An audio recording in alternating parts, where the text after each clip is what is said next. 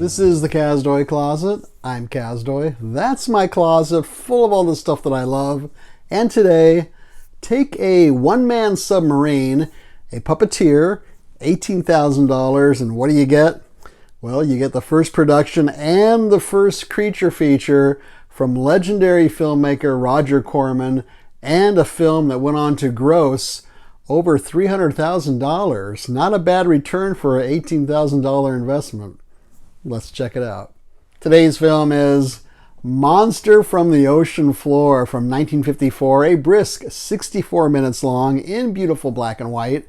This is about an American woman on vacation in Mexico, and she spots this giant one-eyed monster rising from the ocean, so she teams up with this marine biologist to destroy it. Now, this was Roger Corman's very first production. He didn't direct, but he did produce this one. And he saw an ad for this one-man submarine in a magazine. And it looks like it's maybe about 6 feet long. And the one man inside of it, you can see him sitting like in a cockpit with a dome over his head. So he's got an oxygen tank on, and he's powering it himself. So maybe he's pedaling it, I'm not sure. Little propeller in the back of the thing. And so Corman approached the makers of the submarine about using this in a film, and they would get free advertising. So they agreed to that, and this sub shows up a lot in this film, so it worked for them. I'd say about half this film consists of underwater footage, and some of that was shot in Catalina, and some of it was shot in a water tank in this guy's garage. The rest of the film is shot in Malibu, California. I don't know if there were really any indoor scenes in this film or not. Even when this main couple are having dinner at a restaurant, they're sitting on an outdoor patio. The voices of the actors sounds like they were added later on, because it doesn't sound natural. It sounds kind of echoey, like you're watching a dub movie, a movie dubbed in English or something. The monster itself, well, apparently this is the first time that a film mentioned fallout from atomic testing to be the reason why a monster was created. We catch a glimpse of this monster about 30 minutes into the film, so it takes almost half the film for us to even catch a glimpse of him. And then, of course, we see more of him during the long climax. It's a one-eyed monster. You can see the picture here. As usual with these types of films, the artwork here is much more dramatic and scary, and it's so pulpy. But it's not going to look like this in the film at all. This is for purposes of advertising it and getting people to come into the theater or to the drive-in. But it reminded me of some of those one-eyed aliens that appear in The Simpsons sometimes, that are in their spaceship and they're looking down on Earth.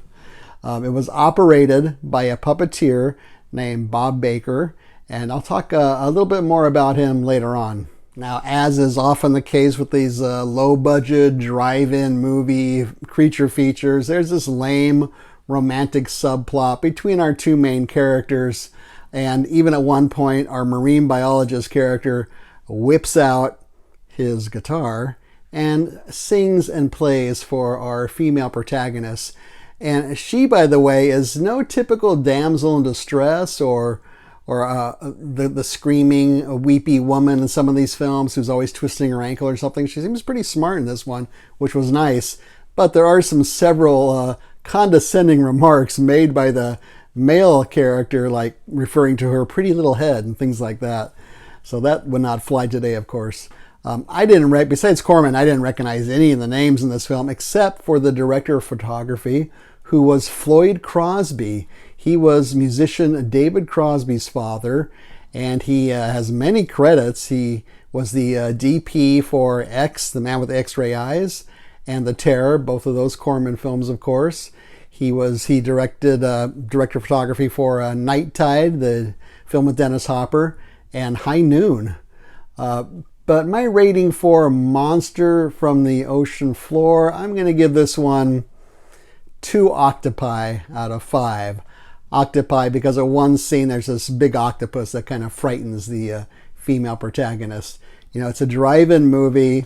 It's missing some of those the tongue-in-cheek humor and charm of some of Corman's other early films, like, of course, Little Shop of Horrors, Bucket of Blood and Creature from the Haunted Sea. It's missing those elements. It's a subpar, pun intended, 50s creature feature. So what's on this disc? This is a Film Masters disc. It's Region A. There's a booklet that's 18 pages long. It's good, but I wish it was longer. The artwork I mentioned is the typical pulpy type of misleading artwork of this genre. Picture quality was good. It wasn't great until I saw the trailer, the original trailer included here. That's almost unwatchable. It's so bad. So they did clean this up quite a bit. It's going to be a square picture. There is an audio commentary, which I listened a little bit to, but not too much. There is a short documentary, 15 minutes, about Bob Baker, who went on to become an iconic puppeteer, worked on Close Encounters of the Third Kind, among other films. And his theater is the longest running puppet show in the United States. It's in Los Angeles, and he's a Los Angeles legend, this guy. There's also a 9-minute interview with Corman. Again, a little too short, but I think they chopped this documentary, these interviews with Corman, into pieces and spread them out over different discs.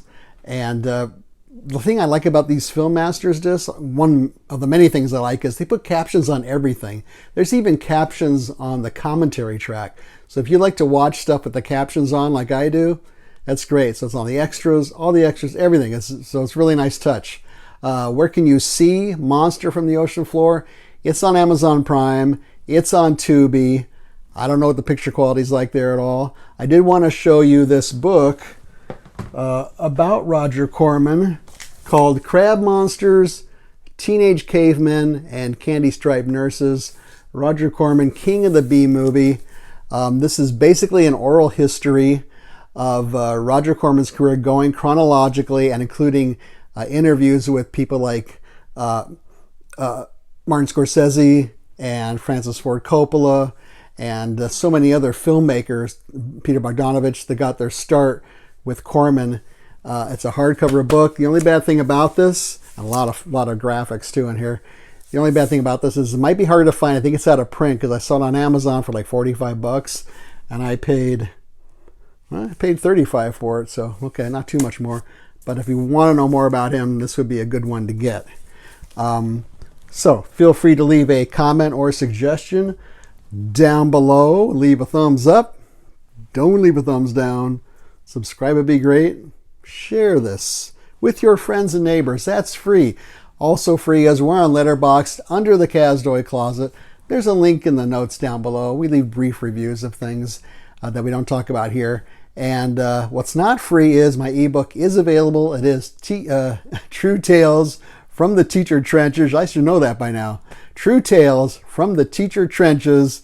The ups and downs from 32 years of teaching. And it's for your Kindle. You can get that on Amazon.com. If you don't have a Kindle, you can use the free Kindle app on any device you want to. And that's going to set you back $1.99. So check that out. Otherwise, hope you like this episode. Thanks so much for watching. See you next time.